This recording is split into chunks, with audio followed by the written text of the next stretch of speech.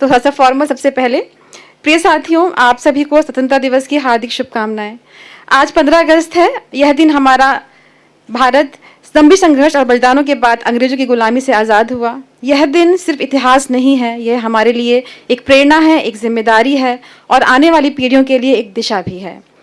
मैं एक भारतीय नागरिक होने के साथ साथ भारत एक्सप्रेस कंपनी के संस्थापक की अर्धांगिनी और जिम्मेदार सदस्य होने के नाते यह कहना चाहूँगी कि स्वतंत्रता सिर्फ एक राजनीतिक अवधारणा नहीं है, यह आत्मनिर्भरता, कर्तव्य और सामूहिक जिम्मेदारी की भावना से जुड़ी हुई है। हमारे पूर्वजों ने हमें आज़ाद भारत सौंपा। अब यह हमारा कर्तव्य है कि हम उस भारत को समर्थ, सुरक्षित और समृद्ध बनाएं। और इसमें हमारा चैनल भारत एक्सप्रेस भी एक छोटा सा लेकिन महत्वपूर्ण योगदान दे रहा है। हमारा काम केवल व्यापार करना नहीं है, हम लोगों को रोजगार दे रहे हैं, ग्राहकों की सेवा कर रहे हैं और इस देश की आर्थिक प्रगति में अपनी भूमिका निभा रहे हैं।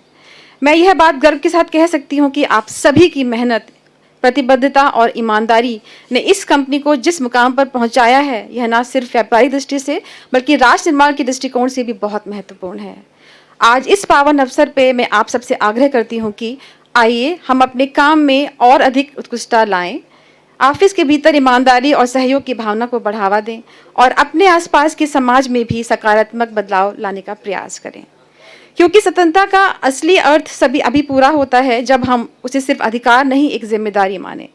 हम सब मिलकर भारत एक्सप्रेस को ना केवल एक सफल व्यवसाय बल्कि एक ऐसा संस्था बना सकते हैं जो समाज, देश और आने वाली पीढ़ियों के लिए प्रेरणा बने। इसके अलावा मैं एक बात और कहना चाहूँगी, प्रोफेसर होने के नाते हम केवल भारत के नागरिक नहीं हैं, यहाँ इस धरती पर रहने वाले सबसे ज्ञानी प्राणी हैं और इस नाते इस धरती को माता को बचाने के लिए हमारी जिम्मेदारी हमारी बनती है और इसने हमें बिल्कुल भी नहीं निभाया है। हमने इसको जिम्मेदारी को बिल्कुल नहीं निभाया है। आज का वातावरण पूरी तरह से दूषित है। आए दिन सूखा, तूफान, बादल फटना, ऐसी घटनाएं तबाही मचा रही हैं। इस दिशा में मैं ये कहना चाहूँगी कि आप लोग छोटे छोटे प्रयास अपनी तरफ से करें, जैसे कि अपना पानी अपने घर से लेकर आएँ या फिर अपनी बॉटल ऑफिस में रखें और यहाँ से पानी भर के पिएँ और जो हमारी सिंगल यूज़ प्लास्टिक है उसको हम अवॉइड करें।